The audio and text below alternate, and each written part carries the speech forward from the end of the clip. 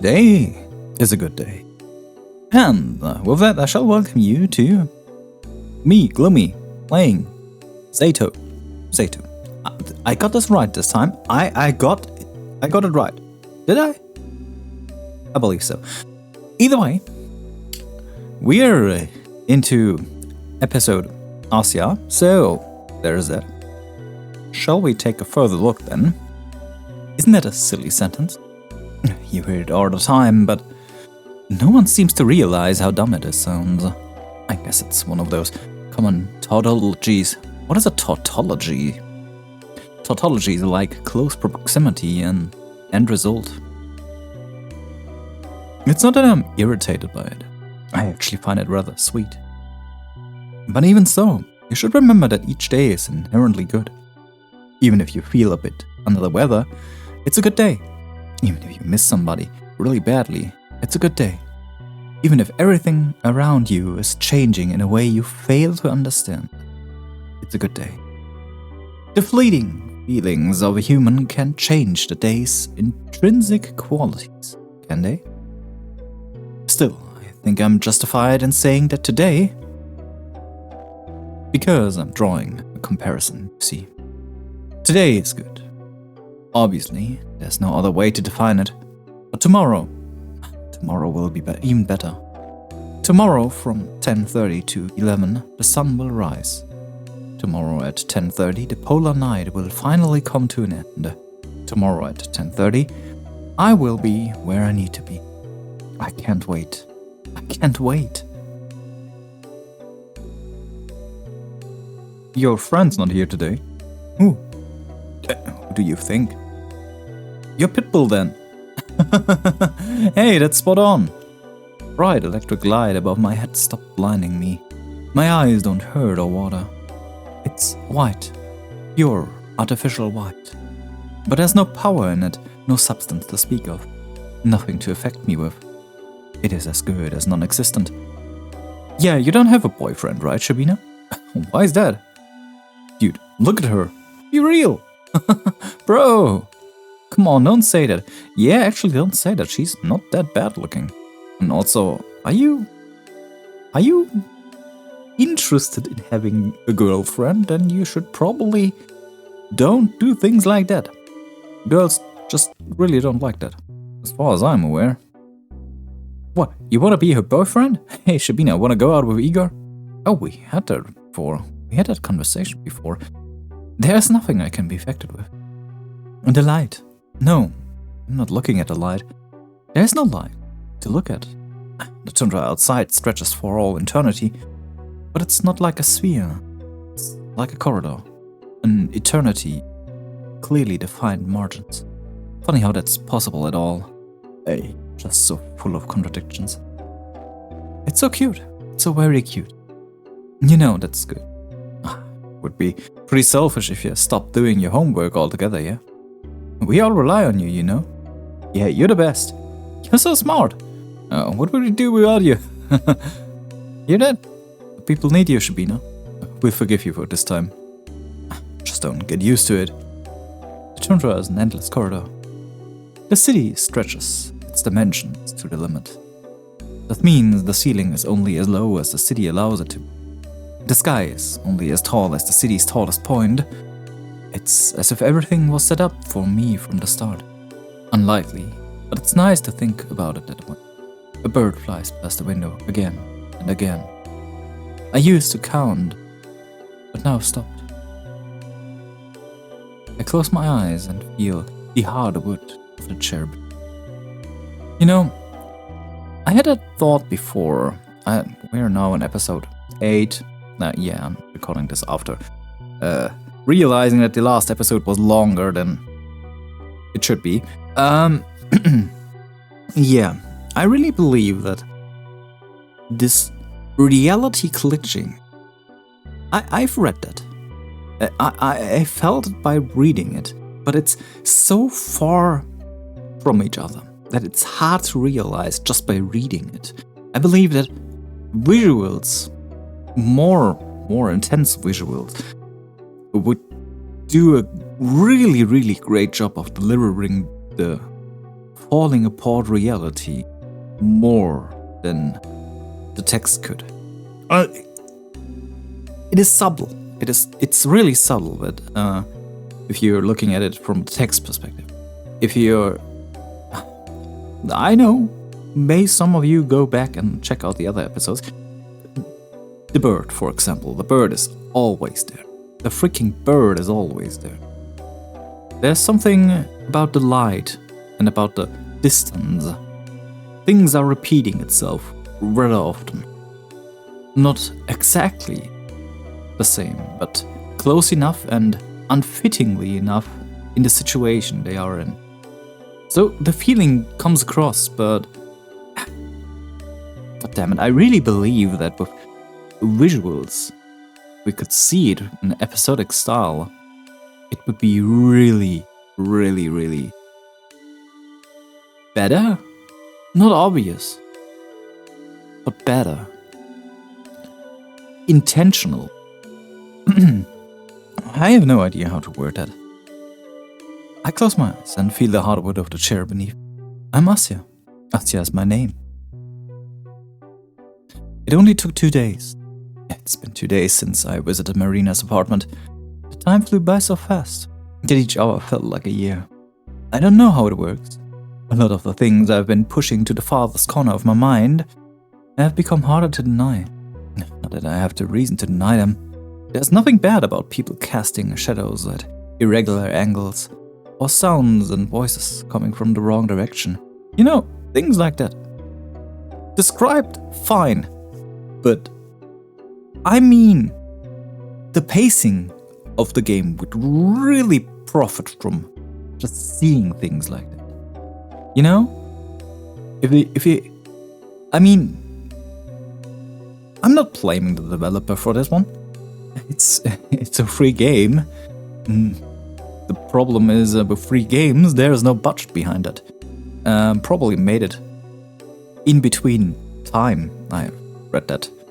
As far as I'm aware, the script was written and then rewritten someday and then finally finished. And so the abilities of the solo person who made that just is dead. It's not bad. It's not blaming at all. I'm more in line that they hoped they could make the game, as far as I'm aware.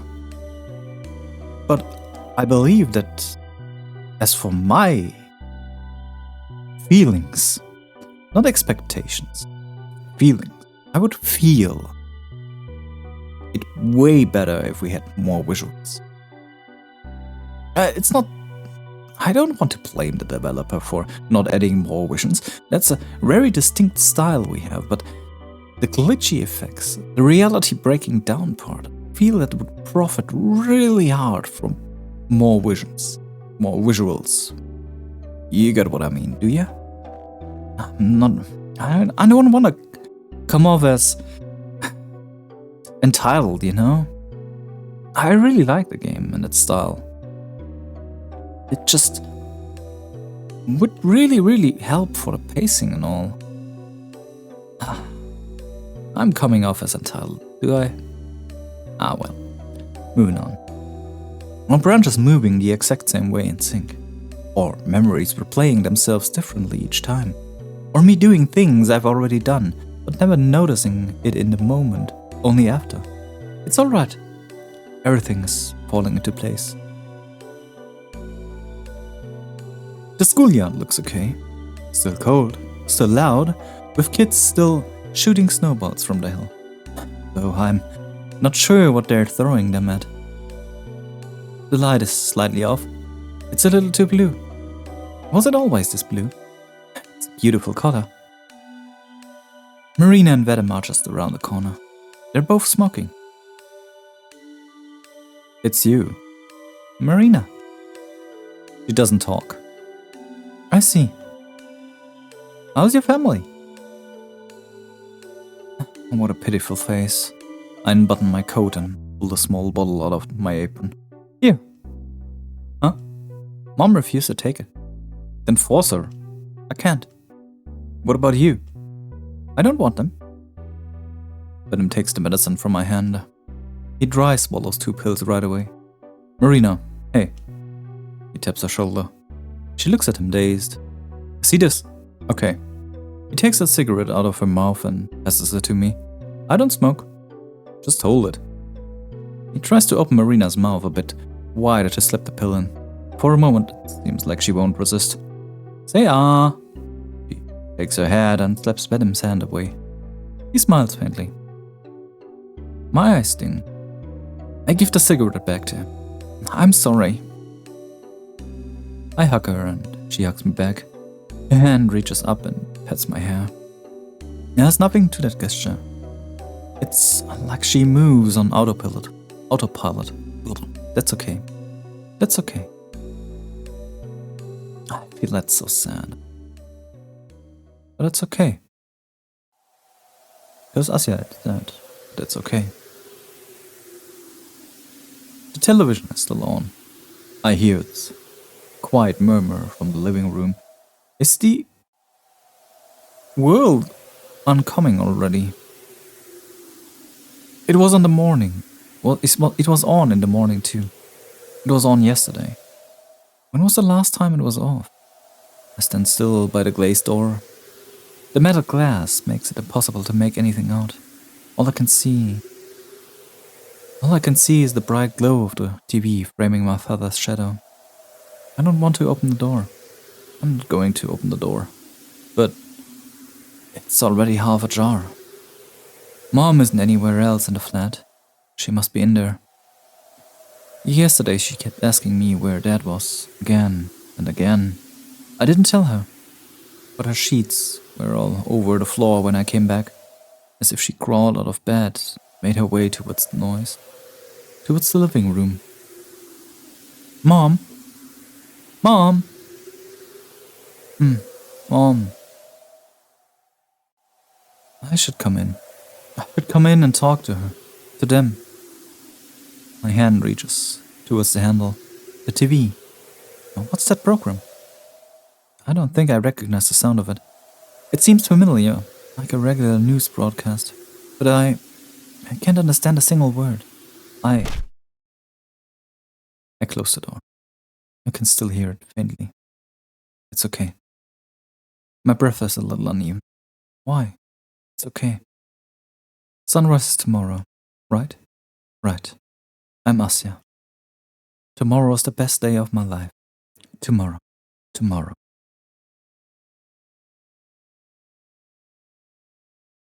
Well, shit hit the fan really fast.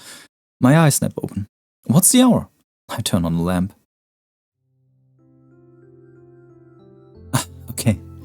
I wound up my alarm clock before bed, but it turned out to be unnecessary. In the end, I didn't get a wink of sleep. My heart wouldn't stop beating out of my chest, and my head buzzed like crazy. What a mess. It was like that night before the school trip, too. It's really inconvenient. Oh well, I feel much calmer now. I wonder why. It's the ex, after all. Maybe it's a kind of acceptance. Yeah, I suppose. Whatever happens, happens. It's a dim winter morning. I sat in the kitchen waiting for the tea to brew. I've already ripped the top sheet of the calendar. December 28. Just 3 days before New Year's. 3 days. I totally forget to get a present for my parents. There's been so much stuff going on, it really slipped my mind. I'm just making excuses. Not that it matters now, but I stand up. Suddenly I feel inclined to do something I really shouldn't. I know it's bad, but if I don't check for it now, then it'll be very sad, I think. I grab a stool and drag it out to the big wardrobe in the hallway. I found a spot by accident while looking for something a couple years ago. Up on the highest shelf behind the shoeboxes is where I hide my birthday present. And the ones for New Year's, I assume. I've never checked the place after discovering it. Even though I was really curious sometimes, I didn't want to ruin the surprise. But this time, I see it. A colorful wrapper. For a second, I hesitate. This is it. This is my New Year's gift. It feels so wrong looking at it early. But my hand reaches out and grabs the package. I immediately climb down from the stool To my room, to my room. I don't want to tear the wrapping paper, so it takes a few minutes to open. Whatever is inside feels soft. No, not really. Is it? Oh, I see. It's both hard and soft. 2 whole presents. Wow. First is a hardcover journal. I peek inside. Whoa. The paper is so good quality. It even has a little introduction page for me to write my name on. Man, I really feel like writing something now. This is so cool. Oh, the first page. The one right after the introduction. It's missing. I didn't notice at first, but upon closer look, it definitely seems like someone tore it out. But why? The other part of the present. I hold a pair of mittens in my hand. They're a soft cream color, with a neat red pattern on the cuff. I put them on. They're really warm. Pat my face with them. Stare down at the presents I've opened too early. I should write something in the journal, but I don't. I don't have the time. I can't come up with a poem this quickly, and it takes me a while to draw anything good. Not that I'm all that good at drawing in the first place. What do I do? What do I do? What do I do? What do I do? I need to finish my tea. I need to go out soon. Damn it, anything will do. I can't leave the journal blank. Mom wanted me to write in it. She wanted me to have it. She bought it. She wrapped it in pretty paper. She hoped I liked it. I like it. I really like it. I'm gonna use it. I'm gonna write in it for as long as I can. I'm gonna write about how much I like it. And I'll write about how cool the hardcover is and how smooth the paper feels. And I'll write about how soft and pretty the mittens are. I thought she gave up knitting a long time ago. Well, maybe I just didn't notice. Didn't care to ask. That's probably the case. I'm sorry. I'm sorry I never talked to you as much as I should have. Have we ever talked? We have, right? I'm not sure. I'll apologize to you again and again. I'll write 2 pages of apologies, not 3. And I'll write about how grateful I am to you. Thank you many times. There has to be at least as many thank yous as there are sorries. I still need to write more. That's okay. I've got more to say. I'll write how much I love you too. It's gonna be a lot. It's gotta be... I'll list everything that I love about you.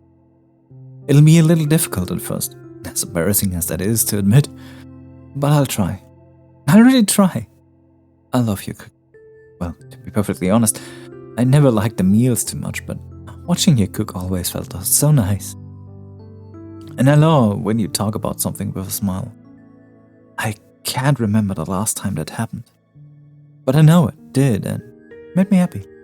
I love how pretty you are, especially when you put on that dress. You know, that flowery one. And I love how you ask me about my day and what I would like from the store. And I love it when you... My face is red from how hard I'm thinking. My head's starting to hurt. Why is it so hard to come up with this stuff? Isn't it wrong? Shouldn't these things come naturally? Doesn't that make me a terrible child?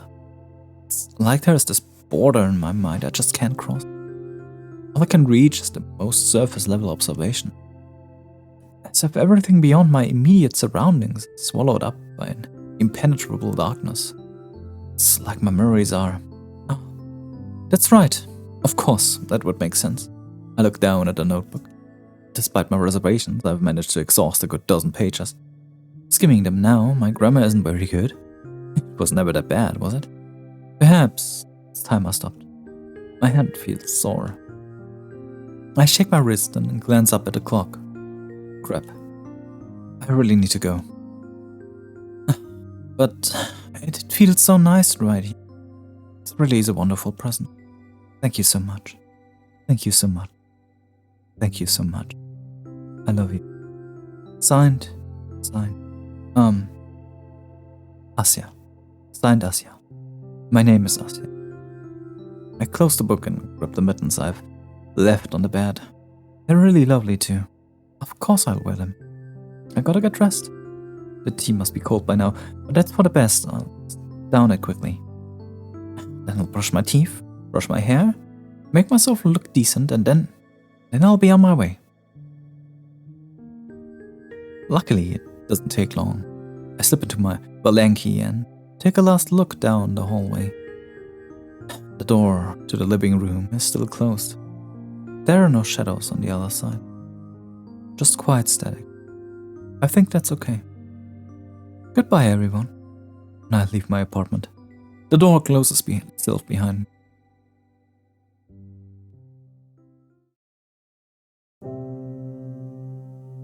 Everything is so quiet.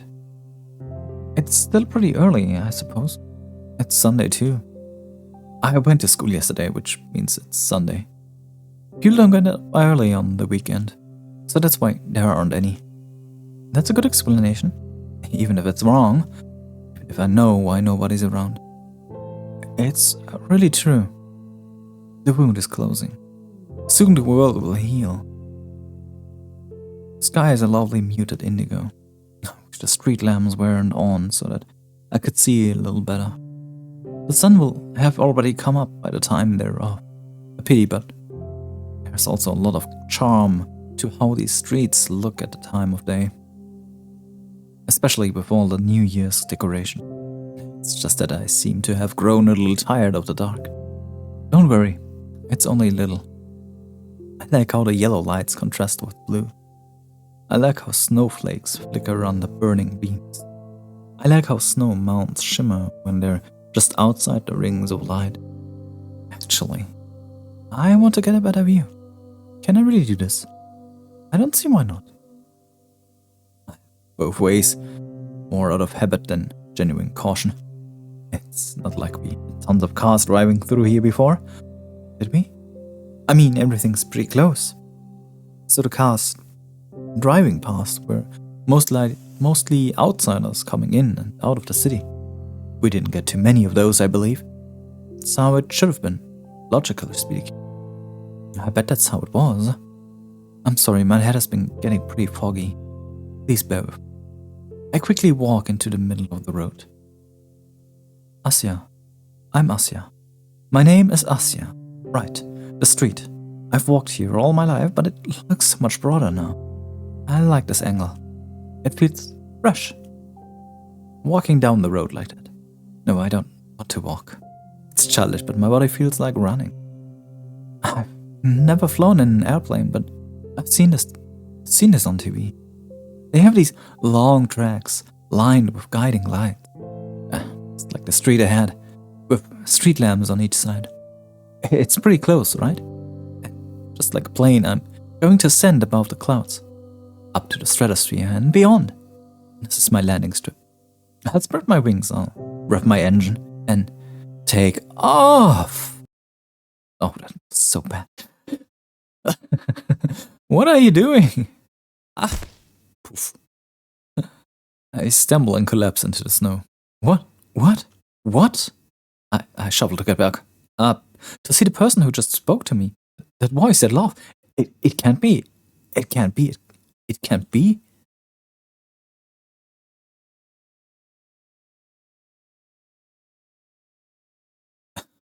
Watch where you're stepping, will ya?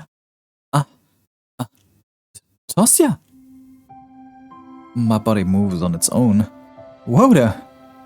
I fling my arms around her. She laughs and spins me around. Asya! You're... I miss you so much. Been a while, hasn't it? Can't stop giggling. It's hard to speak at all. Asya's laughing too. We settle down to catch our breaths. I'm so happy you're here. I really thought I'd never see you again. Right back at you. Man, look at you now though. All grown up. You've also really changed a bit. Your voice is a bit different. Huh? Really? Yes. Whoa.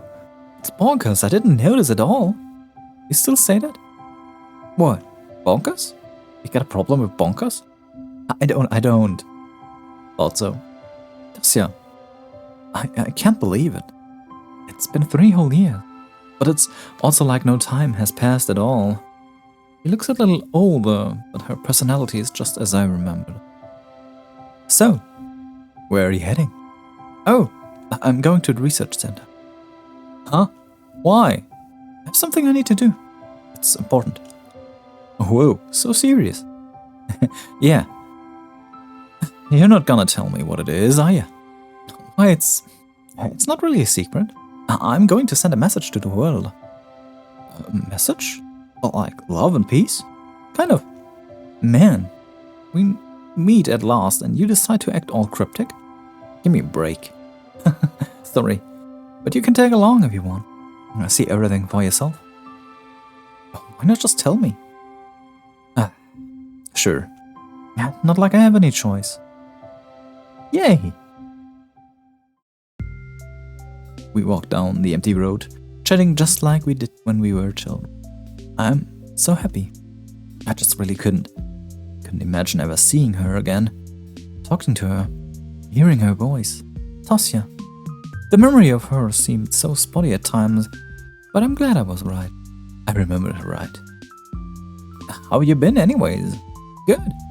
Still right and walk around. And I've met a lot of nice people. Yeah? Like who? Where do I start? First there were the guys at school. For a while I didn't have any friends after you left. But then they started talking to me. And they joke with me every day. There's this boy, Vitya? We talk with him sometimes. Last week he bought me soda. Yeah? Then there's Maria. Maria? You call her by her full name? No, not really. It just sounded natural for some reason. She's very popular, but she still finds time to talk with me. And we hang out a lot. And she bought magazines to read with me. When we went to the cinema the other day. There was a Hollywood film showing. Whoa, sounds fun. What was the name? It was it was about a star. And, my mind scrambles for anything, even the vaguest memory of what that movie was. But it's like looking through the glass pane of our living room. Nothing but blurry shapes and muttering I can't decipher. You okay? Yes, I'm fine. Sorry, there's been a lot on my mind. Sure looks like it. But hey, you're a real socialite now, huh? Who would have thought? No, it's nothing like that. I mean, compared to how it used to be. I'm glad to hear it, really. I guess. Thank you. Maybe I shouldn't have come back at all. No!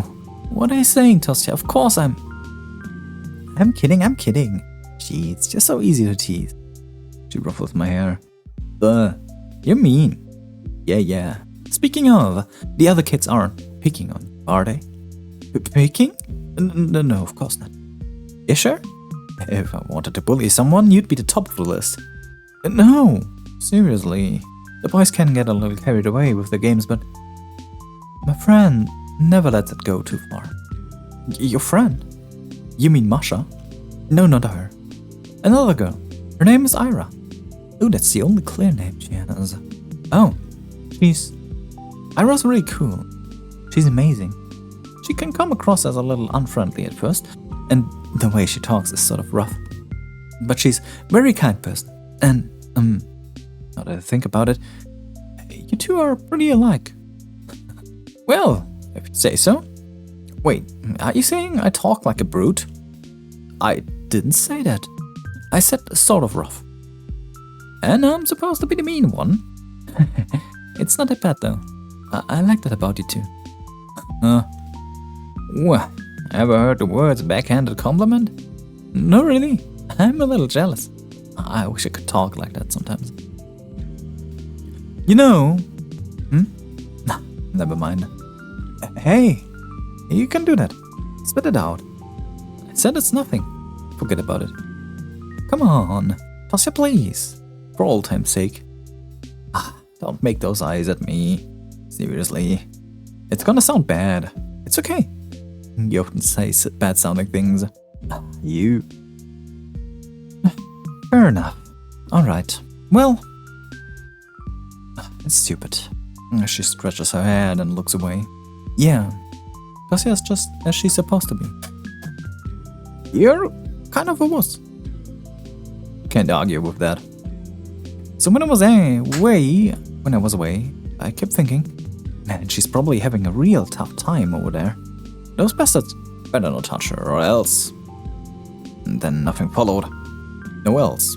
Because there was nothing I could do. I was so freaking mad. But seeing you now, I'm calmer. I smile a lot more than before. Really? She nods. If those friends of yours are as great as you say they are, I guess I don't need to worry anymore. Asya. Don't say anything. I knew it'd come out lame. It's not lame at all. I mean, your worries, I really was sad when you left. I don't remember it very well, but it's this pain in my chest whenever I think back to that time. I think that for a long while, it was very hard for me.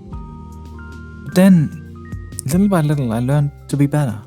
Because I realized something very important. The pain I felt when you left wouldn't go away by itself. It was my job to mend it. I saw that emptiness I felt. I decided to fill it with wonderful things. Wonderful things? Anything nice would do. A tasty meal, a warm blanket, a lovely book. But I was pretty bad at it when it started. How so? I guess I was picky, really. I kept thinking, is this thing good enough to qualify? There's nothing special about it. It's not beautiful enough. It's not sweet enough. There's nothing wonderful about it at all. Nonsense like that. But if I kept thinking that way, that hole inside me would never get filled. And I would never have enough. So we lowered your standards. I wouldn't put it that way. I think I became more aware of myself. I thought about my place in the world. I thought about what really counts as wonderful. When you think wonderful, what does that word mean to you? Huh? Well, wonderful is wonderful. Something great or, like, extraordinarily good. Right. See, extraordinarily. And for something to be considered extraordinary, there needs to be an ordinary thing to serve as the base for comparison. Right? Yeah, I guess. That empty space, the one that I wanted to fill so badly, it was still part of me. So I came to realize, me, my mind and body, those are my baseline. I'm the world's measuring stick. And when I worded that thought to myself, it was like my eyes finally opened. Everything suddenly became so clear. Everything in the world. It all became worthwhile. It all became extraordinary. Became wonderful. I used to live under the impression that I had the right to judge everything by some universal quantifier. It's true, there's a median value to everything, that perfect straight line that the whole world bends around. But what I failed to realize was that this median value, this idea of average, it was so far above me, so unreachable high, that the idea of me labeling anything as unremarkable became laughingly brazen. I still had some trouble, but feeling that emptiness became easier. So much easier. I didn't have to pick and choose anymore, so please don't worry about me anymore. To me, each day is brimming with wonderful things. So have you filled it then? That hole in your chest? I don't need to do that anymore. Because you're back. I have you here now. And I have my friends too. So I'm not in the friend category anymore. No, that's not what I meant. I'm teasing, dummy. You still take everything to heart, huh? You just don't let up. Hey, gotta make up for all the lost time. Anyways, Asya, listen to stuff you said. Asya sighs. She looks like she's about to say something I'd rather not hear. Sorry, but I don't need this right now. Look, the complex. I run towards the entrance. Wait! For a second I hesitate. What am I going to say once I enter? They'll stare at me expectantly, and I'll probably blurt out something weird. I'll make a total fool of myself. Then I'll... No, enough. That kind of thinking, that's just a force of habit. I know none of this will happen. Because... Easy there, jeez. Asya looks over the shoulder and the building's title plate. So, you're just gonna waltz into the place? Well, I'll give it a shot. The window's all dark.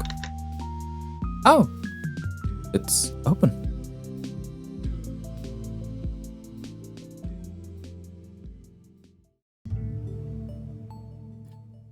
Takes my eyes a couple of seconds to get used to the darkness. The hall. I haven't been here in so long. It doesn't exactly feel familiar. So you have been there before. You think there's a light switch somewhere here? Yeah, let's look. Found it. Ah! The room suddenly fills with light. Ow! Asya, please give a warning next time. Oops, sorry. I blinked to adjust my vision. Right. I don't recognize this place at all. I say it's been a long while, but it's only been 3 years. Everything from that time is still so hazy. Well, where to? The top floor. So, up the staircase. Alright. How about grabbing a flashlight then? I don't want to search for switches every time we climb the floor. Sure, but where would you get it from? And the janitor should have one. Huh, I suppose. The empty janitor booth by the entrance is open as well. Asya marches in and begins shamelessly rummaging through the drawers. I skim the key rack. I'll probably need one to get to the roof, but for some reason I have the certainty that it won't be necessary. All the doors in this building are unlocked. I know this for a fact, but if you ask me why, I wouldn't have a satisfying answer. Ah, not here, not here. Oh, holy crap, check this out. She pulls out an outdated calendar. Ah, every month has a bikini model to go along with it. That's great. It's foreign too. Is that Lithuanian? I'm not sure. Looks like Mr. Janitor knew how to keep himself busy. Asya, we don't have that much time. Yeah. Soon enough, she fishes out a flashlight from the box under the desk. We're as prepared as we'll ever be. Our footsteps echo through the empty building. The first floor is still bright, but crossing into the second floor feels like driving into the pitch of black pool.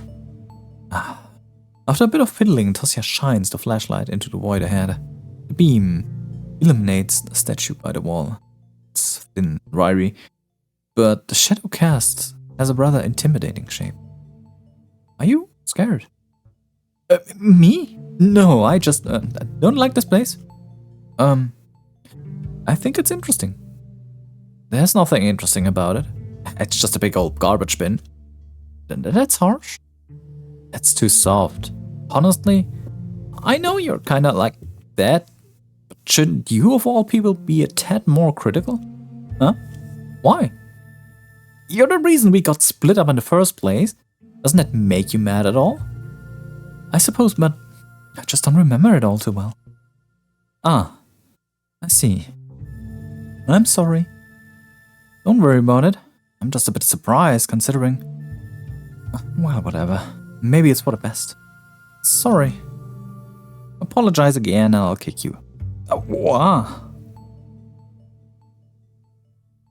We keep going up and up and up. The sky outside the windows is starting to brighten, but it's still too dark to walk without a flashlight.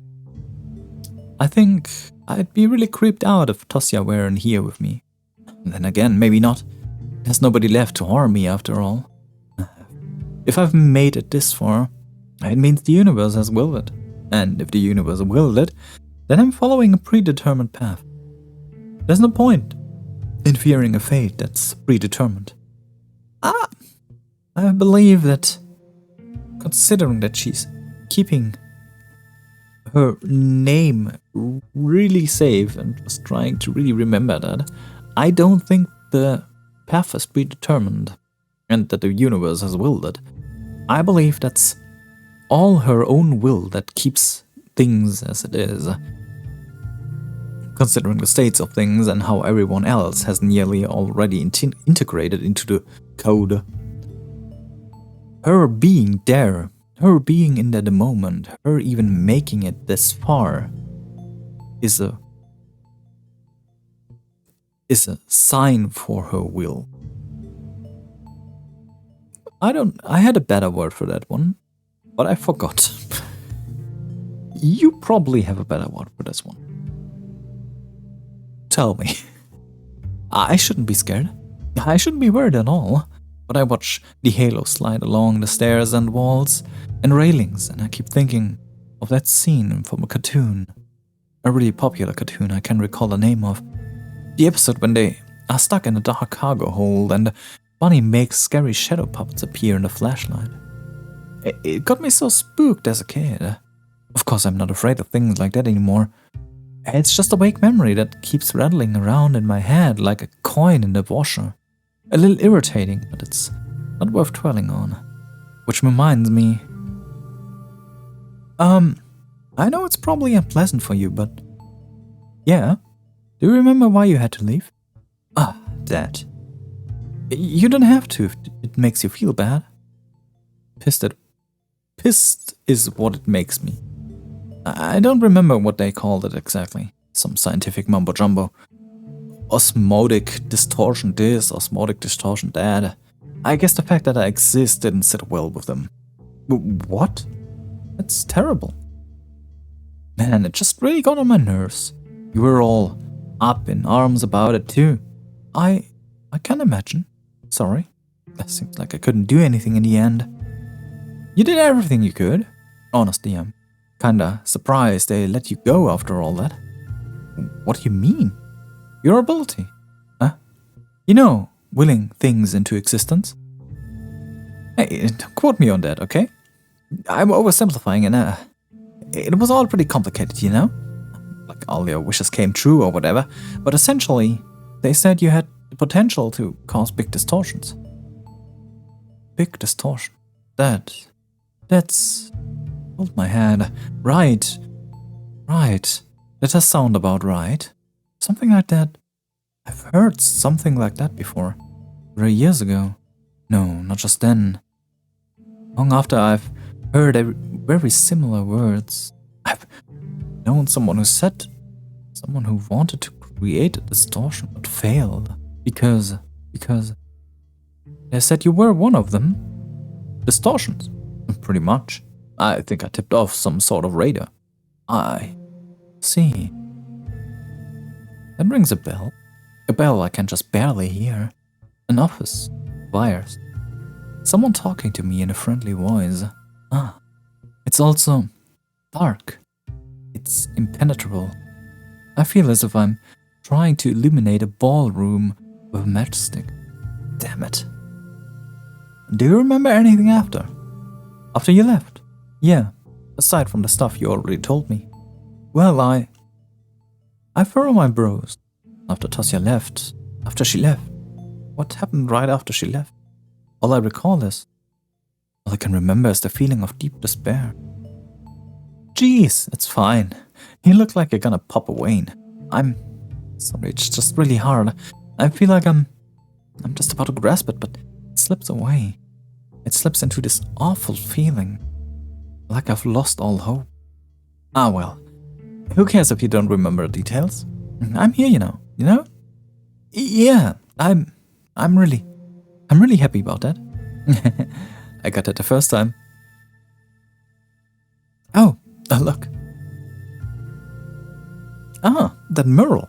I remember it. So that head of yours ain't completely empty. It's not like I forgot that stuff on purpose. Can never be too sure of you. You're just being mean. Sorry. I approach the wall. My fingers trace the ridges of the mosaic. It's so cold. I feel like I'm repeating movement. My eyes are drawn to the large window panes just in the right. It's already... A light pink glow emanates from the far-off mountain ridge. So, we don't need a flashlight anymore. Asya plops it into the armchair, swinging it off. think I know why they let me go. Yeah, why? Because I wasn't special. I can't tell you exactly how I know, but I think everyone is able to do it. To create these irregularities. That's so. It's just a feeling I have. My memory is spotty after all, but I figured it works like this. Distortions grow with belief. So the more people are involved, the easier they are to stabilize. Maybe some people just don't need as much outsider help to make them stick. Some even cause them unintentionally. Like you. Probably yes. If my ability is what you say it is, but it exists in every living being. Most just don't realize it for some reason. Huh. Well then, it better stay that way. You think so? Yep. Or else you get this. Gestures around the hall. The complex. The people. The whole freaking city. Everything just gets twisted.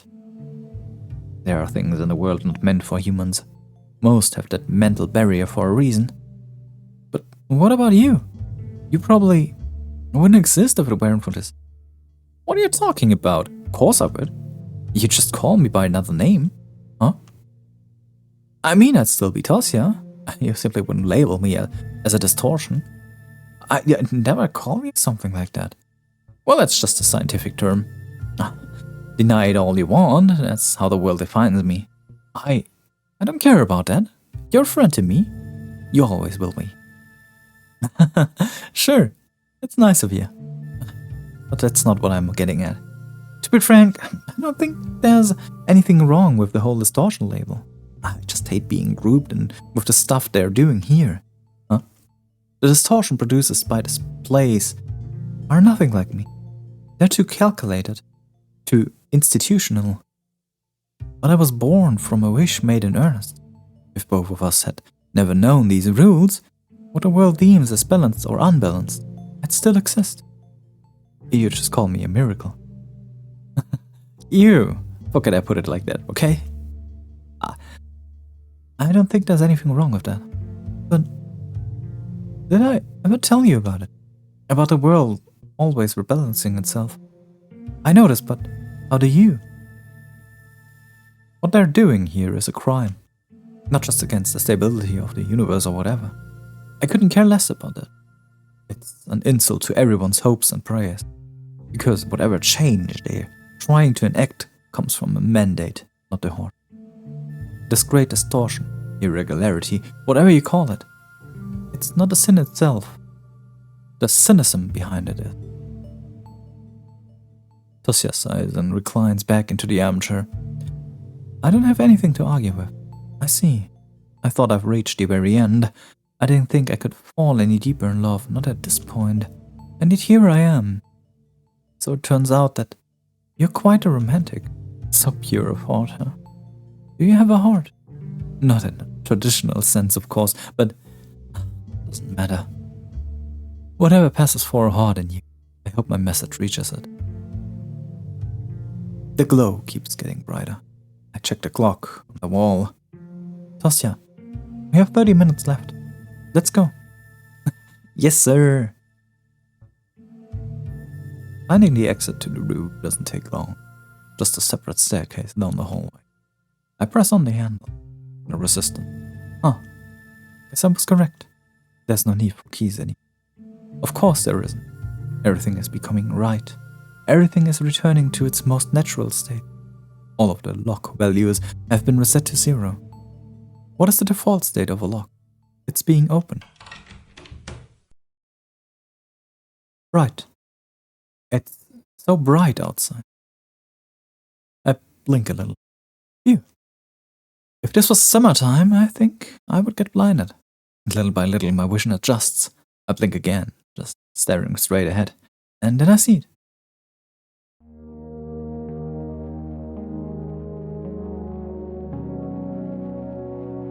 There's the morning light. The pink haze sprawls over the vast horizon. It fades into the softest yellow hue, then into cyan, then into the sleepy purple shade. The darkness is now far behind, retreating back into the icy tundra. And the city rests below. What was its name again? I suppose that it isn't important anymore. The streetlights are already off. The roads are clean and quiet. The windows of the blocks burn pink. Everything's silent. Everything's at ease. And right above me, stretching up into the soft violet sky, is the radio tower. Ah! The snow! Huh? It's falling upwards. What? Oh, it is. God damn, it really is falling upwards. I haven't noticed that. That's a fine touch. I took a look around. Whoa, you're right. Didn't even notice. The white flakes split off from the snowy mounds and calmly float up to the heavens. How cute. Everyone's going home. I stretch my arms out. The snow coats the bottom of my mittens. By the way, you're still afraid of heights, huh? Oh, no, not really. They were never that scary. Oh yeah. How about that time at the Ferris wheel? I was 9. Ah, Well, look at you. I remembered. I remembered that. You sure did. Your memories are real selective, huh? And merciless. No, a lot of things are suddenly much clearer. Yeah? Yes, they're not good things, but I see.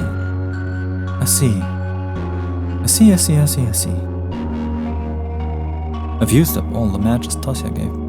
The dark ballroom, the massive hall I couldn't hope to ever illuminate in full. And morning light began to creep in through the windows. The corners are still drenched in darkness. The shadows cast by the columns, rows of splat-backed chairs and drapery are still the same impenetrable black, but I can finally see around me. I see where I am.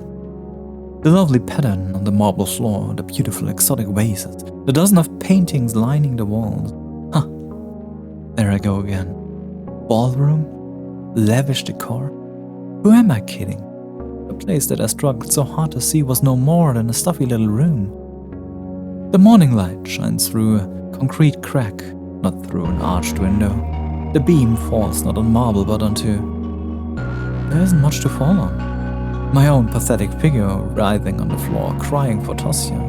The smell of gasoline inside a pitch-black body shop. Shattered window, leaving painful cuts. Apologizing to everyone's parents. My dad getting fed up with hysterics. My mother's sad, embarrassed face. It's all just so... boring. Huh? Sorry. What for? You asked if I remembered anything from right after you went away. So, it's not even worth talking about. You already knew that, right? Yeah. You're still gonna do it? Of course. That doesn't change anything.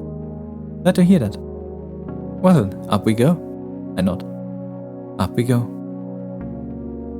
I hate to admit it, but looking up through the metal railings makes me a bit nervous. I grab onto the service ladder and give it a shake just to make sure. Seems very stable. Not even rattle. That's good. I mean, of course, it should be safe. This place had to be well maintained, and relatively speaking, the climb isn't all that high. And there are much taller radio towers out there. Even if I had to climb one of those, it wouldn't be a problem. I'm really not afraid of heights. I wasn't lying. I wouldn't be scared. You're right? Huh? Yes, all good. What am I doing? At this point, I have no right to hesitate. I step onto the ladder and begin to climb. Tasya follows suit. My boots aren't exactly made for this. Gotta be careful not to slip. I didn't think of it at first. Now that I'm a dozen meters above the floor of the roof, the cold in my hand is becoming harder to ignore. Even with mittens on, it's freezing to the touch. Must be the thin layer of ice wetting the wool. Oh well. Letting go isn't an option, and neither is climbing down. You holding up okay? Yeah, I'm fine. You sure? You seem to be getting tired. I'm okay. Listen, we both know you're a wimp, alright? No use in playing tough. So it's chill if you just... I said I'm fine. You. So you've changed after all, haven't you? What do you mean? I'm not sure. It just feels like it. Keep looking up. Up, only up. We're halfway there already. I can see the platform getting better. Looking to the side is a distraction. Looking down is punishable by firing squad. If I look down, I will be executed. No worse. They'll send me off far away. No. I don't want to go far away. I don't want to look down. I don't want to meet eyes with her. Yes. Do you have like a script prepared for the message? My message? Yeah. No, there's no script. Huh. So you're just gonna scream whatever pops into your head? Something like that. A message. And perhaps I should have brought a note. Not because it was ever meant to be verbose or anything. I wanted to make it short and to the point right from the start. At least it sounds like something I would want, knowing myself, knowing me. The longer I go, the higher I climb, the more confused I feel. It's pretty stupid. I know sometimes I'd walk into a room looking for something, but forgot what I came for right away. It's just like that. Something that was so obvious to me 2 steps ago is now a mystery. So I rewind, try to carefully retrace my path. But I am already 2 steps above. And while my mind was busy trying to recover missing fragments, more slipped out.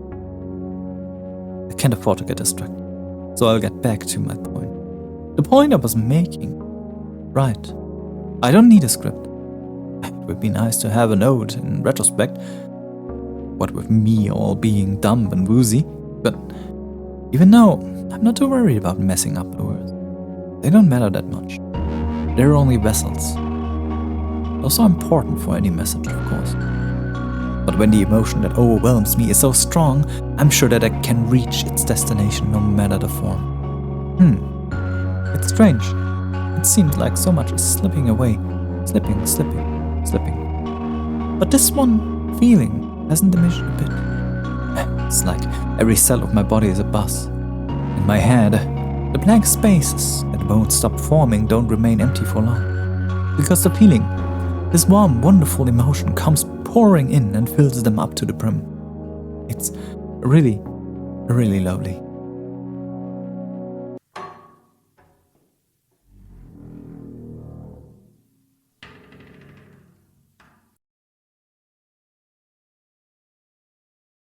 Oof.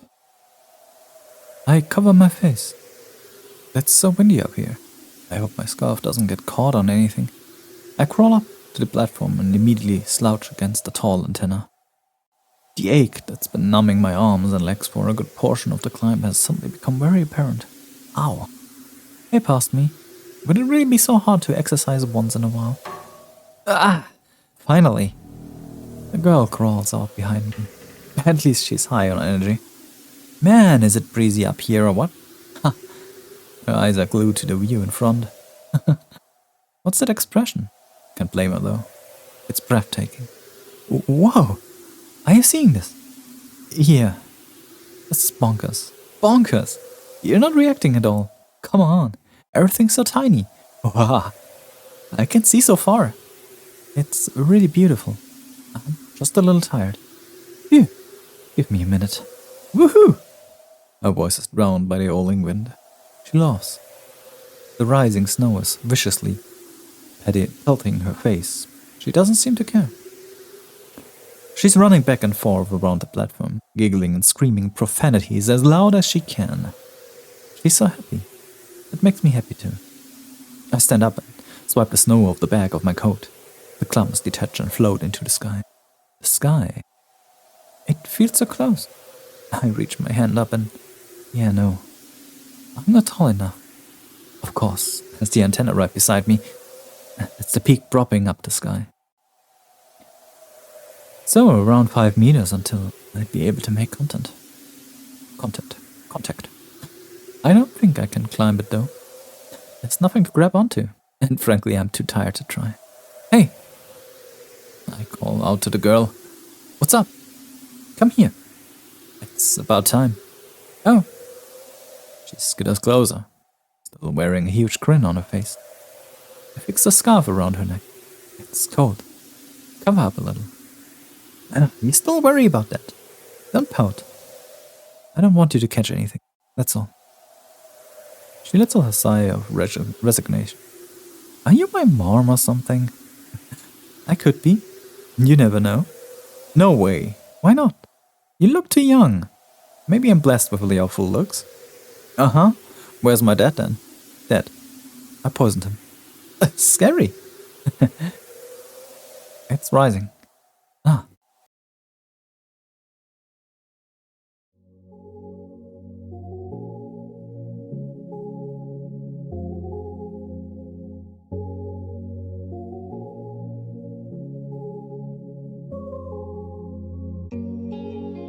Light.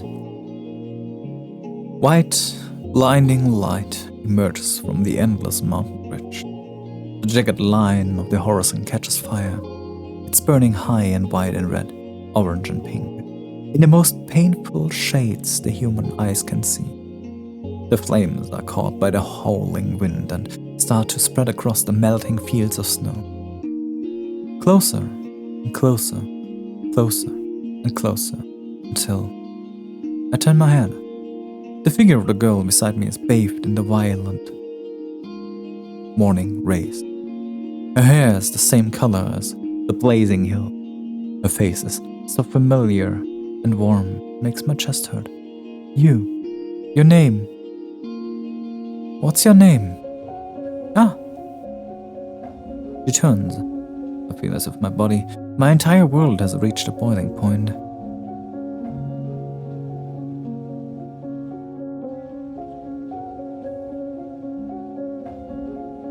Your name. Who are you? Oh,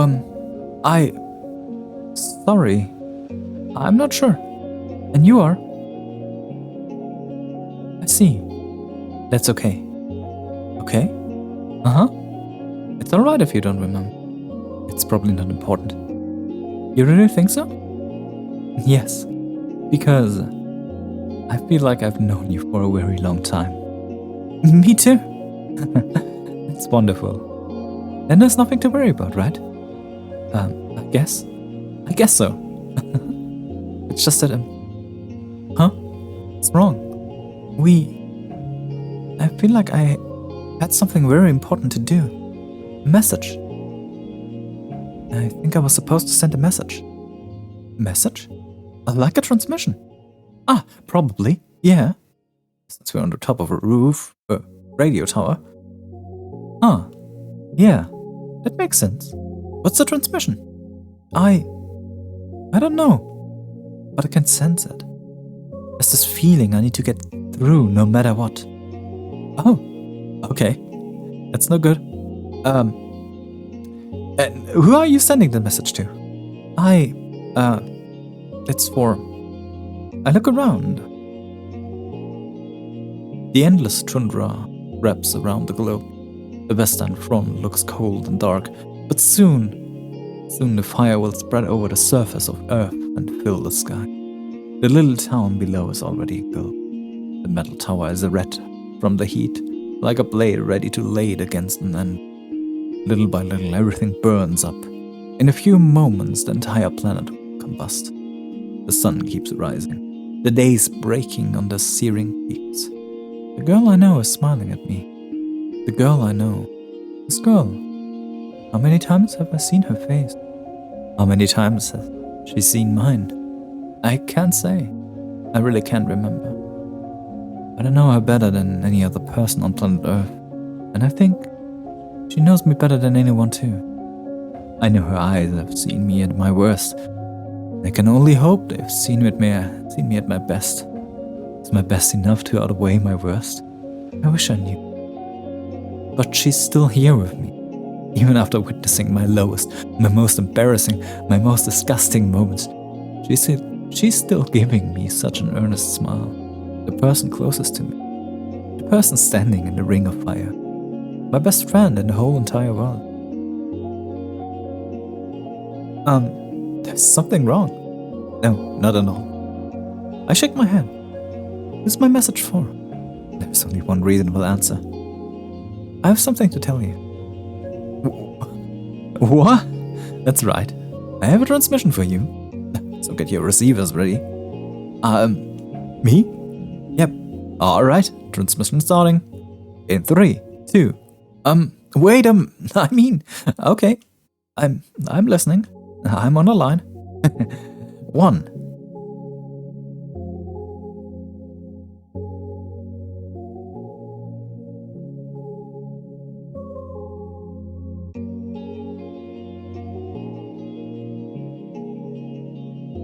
December 28, 1986.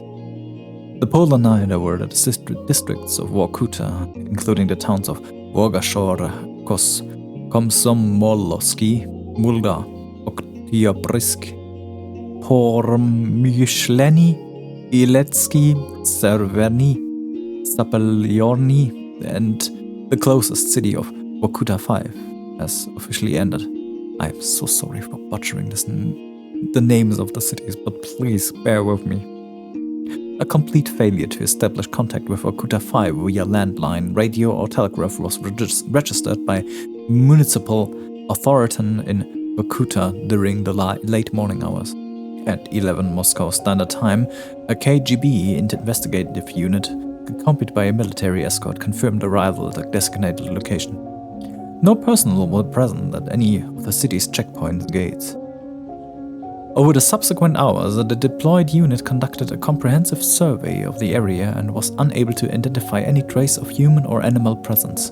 All residential and administrative buildings were found unsecured, with no evidence of forced entry, disorder, or signs of indicative of panic or evacuation.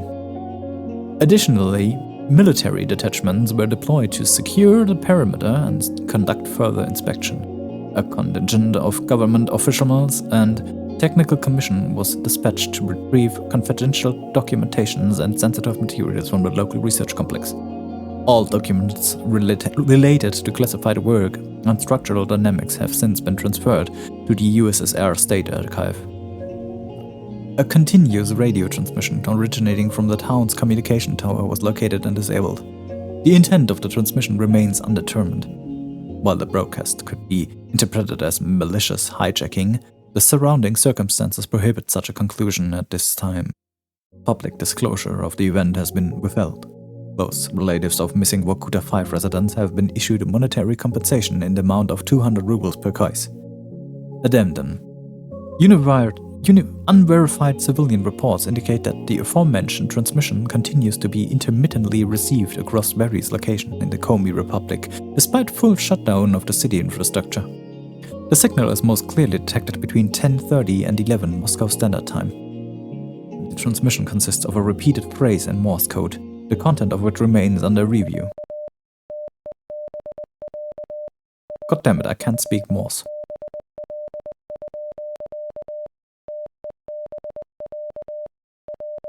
Okay. E, then pause. Y. Come on! You're so freaking slow. Damn it, give me a sec. Oh, huh? Should have just done it myself. Would have been faster, I bet. You. What? You know, it's true. What? Well, is this a joke or, because if you really... The message, idiot. That's what it says. Oh. Huh. Serious? Yes. Look. Oh. Real funny. I love you. I love you. I love you.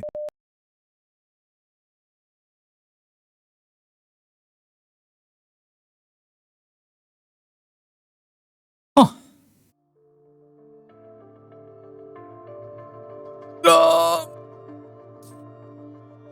That's Z.A.T.O.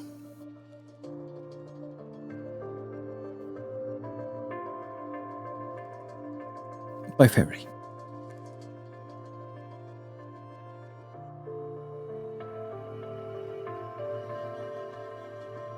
Let's talk about the ending, shall we?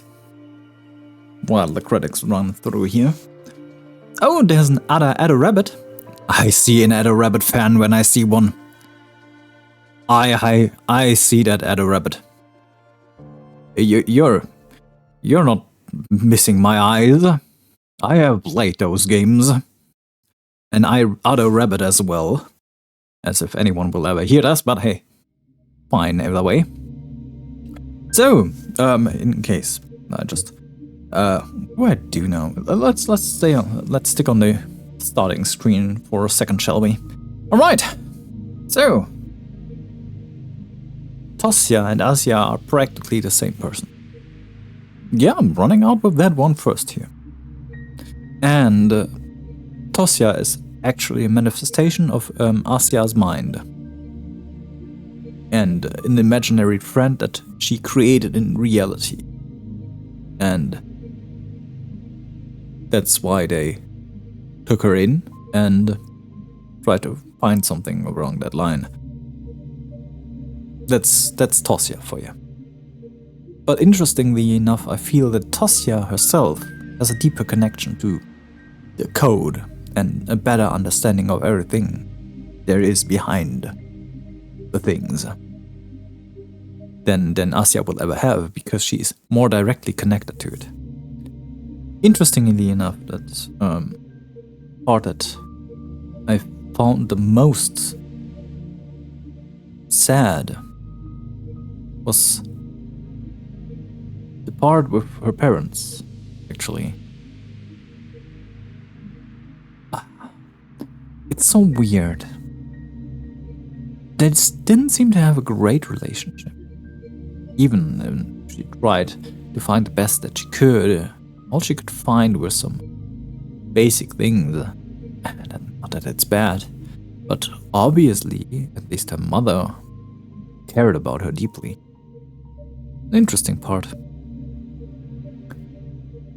It seems also that her father has been basically integrated into the code a few days ago, so.